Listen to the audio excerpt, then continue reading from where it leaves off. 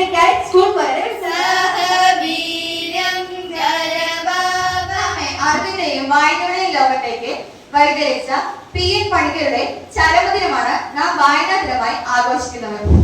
വായനാ ദിനത്തോടനുബന്ധിച്ച് നമ്മുടെ സ്കൂളിൽ വായനാ വാരം നടത്തിവരുന്നു. അതിന്റെ ഉദ്ഘാടന ചടങ്ങിലാണ് നാം ഇന്നിവിടെ ഒത്തുകൂടിയത്. നമ്മളുടെ വായനാശീലത്തിന്റെ പ്രാധാന്യം മനസ്സിലാക്കി നാം ജീവിക്കണം. നമ്മൾ വായനാ ദിനത്തിലോ വായനാ വാരത്തിലോ മാത്രം കാണിക്കുന്ന വായനാശീലം ഒഴിവാക്കി വായന എന്നത് ഒരു ഡെയിലി ഹാബിറ്റ് ആക്കാൻ നാം ഏവരും.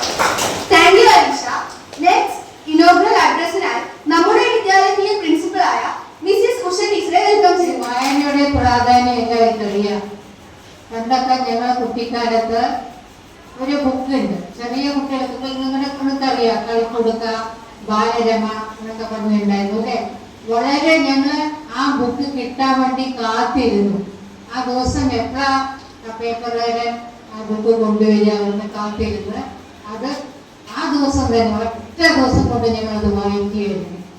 ആ വായന ഇപ്പോൾ കുട്ടികളുടെ തിരിച്ച് ഇപ്പോൾ എല്ലാവരും മൊബൈലിന് അഡിക്റ്റായിട്ട് വീട്ടിൽ പോയാൽ ആദ്യം മൊബൈലാണ് നോക്കുന്ന ശീലമായി മാറിയിട്ടുണ്ട്. അത് മാറണം. വായനാസഖ്യത്തിന്റെ പ്രധാന ഉദ്ദേശം പറയുന്നത് എന്താണ്? എല്ലാ മേഖലകളിലും കുട്ടികളുടെ കഴിവിനെ പ്രോത്സാഹിപ്പിക്കുക എന്നതാണ്. സാംസ്കാരിക മേഖലയിലായാലും കലാമേഖലയിലായാലും കായിക മേഖലയിലായാലും അങ്ങനെ എല്ലാ മേഖലയിലും കുട്ടികളുടെ കഴിവിനെ പ്രോത്സാഹിപ്പിക്കുക എന്നതാണ് വായനാസഖ്യത്തിന്റെ ഉദ്ദേശം. അത് തന്നെയാണ് വായനയിലൂടെ നമുക്ക് സാധ്യമാകുന്നത്. ഒരു വായനയിലൂടെ നമുക്ക് എല്ലാ കഴിവുകളും നേടിയെടുക്കാൻ കഴിയുമെന്നത് തന്നെയാണ് സത്യം അല്ലെ.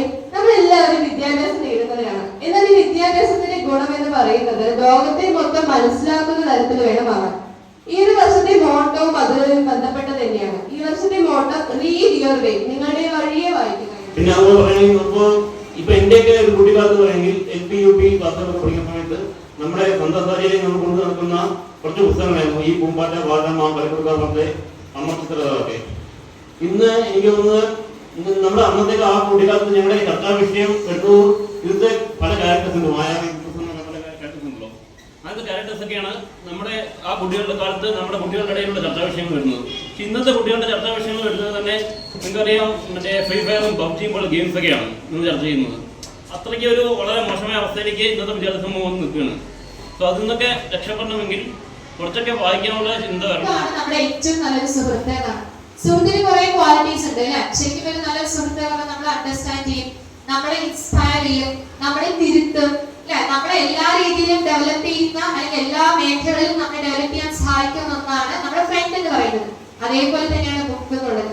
ബുക്ക് ശരിക്കും നമ്മൾ സ്നേഹിക്കാൻ തുടങ്ങിയ, if you consider book as A good friend, really നമ്മുടെ ലൈഫിൽ മാജിക് ഉണ്ടാവുമെന്നാണ് പറയുന്നത്. ഈ ഒരു സന്ദേശം തന്നെയാണ് എനിക്ക് നിങ്ങൾക്ക് തരാനായിട്ടുള്ളത്.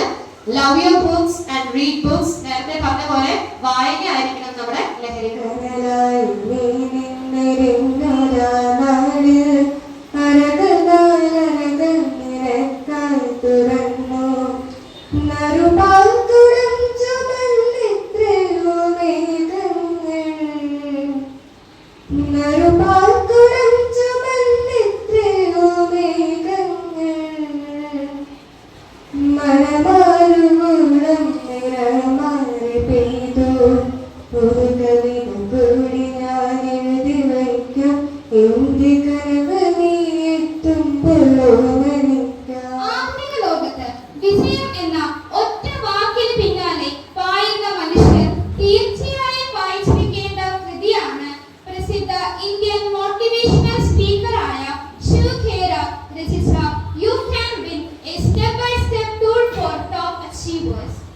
ഈ പുസ്തകത്തിന്റെ മുഖവാക്യം എന്നെ ഏറെ ആകർഷിച്ചു.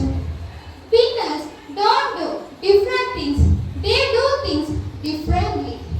നമുക്ക് എല്ലാവർക്കും അറിയാം, വിജയം എന്നത് ഒരു പരീക്ഷയിലെയോ മത്സരത്തിലെയോ വിജയമല്ല, അത് ജീവിതത്തിന്റെ ആത്യന്തികമായ വിജയം തന്നെയായി. ഒരു പരിപാടി സംഘടിപ്പിക്കുന്നുണ്ട്, അതിന്റെ പേരാണ് ബുക്ക് ടേസ്റ്റിംഗ് കാഫേ. സോ ഇതിലൂടെ ഉദ്ദേശിക്കുന്നത് സ്റ്റുഡൻസിനും അതേപോലെ ടീച്ചേഴ്സിനും ഒരു അനുഭവം, അതായത് നല്ലൊരു അനുഭവം നൽകുവാൻ വേണ്ടിയിട്ടാണ്. അപ്പൊ ഇനോഗ്രേഷൻ പ്രോഗ്രാമിന് ശേഷം ആ പ്രോഗ്രാം കണ്ടക്ട് ചെയ്യുന്നതായിരിക്കും. അപ്പൊ എല്ലാവർക്കും നല്ലൊരു അനുഭവം നേടട്ടെ എന്ന്.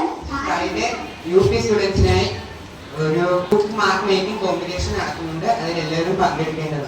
ബറാക് ഒബാമയുടെ ഒരു കോട്ട് ഉണ്ട്, അതായത് മറ്റെല്ലാ വിദ്യകൾ തുടങ്ങുന്നതിന് മുമ്പ് ഒരു പ്രവേശന കവാടമാണ് വായന എന്ന് പറയുന്നത്. യഥാർത്ഥത്തിൽ നമ്മൾ എന്ത് പഠിക്കുകയാണെങ്കിലും അതിന്റെ അടിസ്ഥാനം എന്ന് പറയുന്നത് വായന തന്നെയാണ്. ഇന്ന് എന്റെ കർത്തവ്യം എന്ന് പറയുന്നത് ഈ സദസ്സിന് നന്ദി പറയുക എന്നുള്ളതാണ്.